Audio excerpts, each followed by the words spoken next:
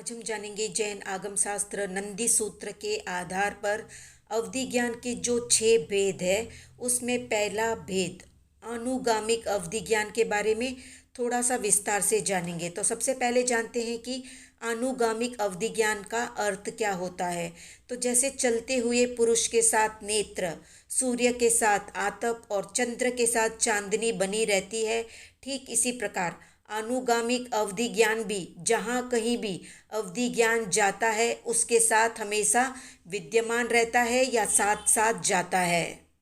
तो आनुगामिक अवधि ज्ञान 2 प्रकार का होता है, अंतगत और मध्यगत। अंतगत अवधि ज्ञान 3 प्रकार का होता है, पुरतः अंतगत यानी आगे से अंतगत, मार्गतः अंतगत यानी पीछे से अंतगत, पार्श्वतः अंतगत यानी पार्श्व से अंतगत।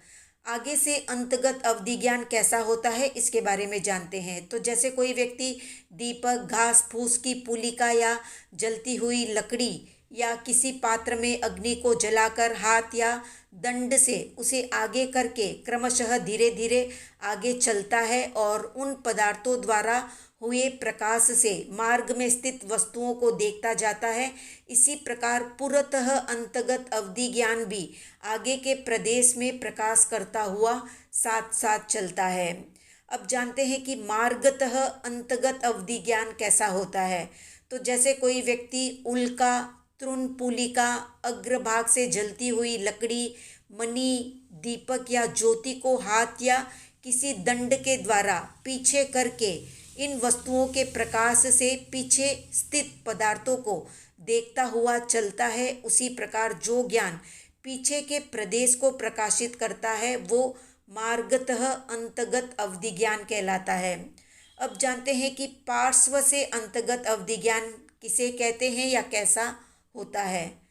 तो जैसे कोई पुरुष दीपक, चटुली, अग्रभाग से जलती हुई लकड़ी, मणि, दीपक या अग्नि को पार्श्व भाग से परिकर्षण करते हुए या खींचते हुए चलता है, इसी प्रकार ये अवधि ज्ञान पार्श्ववर्ती पदार्थों का ज्ञान कराता हुआ आत्मा के साथ साथ चलता है, उसे ही पार्श्वतः अंतगत अवधि ज्ञान कहते हैं। कोई कोई अवधि ज्ञान क्षयोपशम की विचित्रता से एक पार्श्व के पदार्थों को ही प्रकाशित करता है, तो कोई दोनों पार्श्व के पदार्थों को प्रकाशित करता है। अब जानते हैं मध्यगत अवधि ज्ञान कैसा होता है।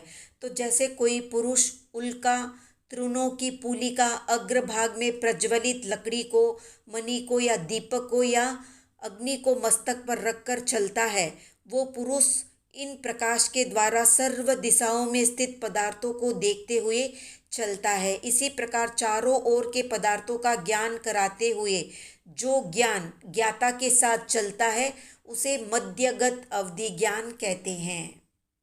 तो संक्षेप में आत्मा को जिस स्थान और भव में अवधि ज्ञान उत्पन्न होता है, यदि वो स्थानांतर होने पर भी या दूसरे भव में भी आत्मा के साथ चला जाता है तो उसे आनुगामिक अवधि ज्ञान कहते हैं।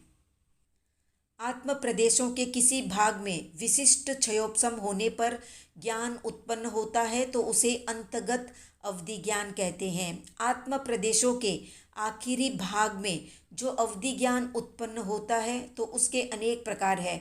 कोई आगे की दिशा को प्रकाशित करता है तो कोई पीछे की, कोई दाईं ओर की तो कोई बाईं ओर की, कोई इनसे विलक्षण मध्यगत अवधि ज्ञान होता है जो सभी दिशाओं को प्रकाशित करता है। मध्यगत अवधि ज्ञान देवों, नारकों और तीर्थंकरों को निश्चित रूप से होता है, जबकि तिर्यंचों को केवल अंतगत अवधि ज्ञान हो सकता है। मनुष्यों को अंतगत और मध्यगत दोनों ही प्रकार का आनुगामिक अवधि ज्ञान हो सकता है।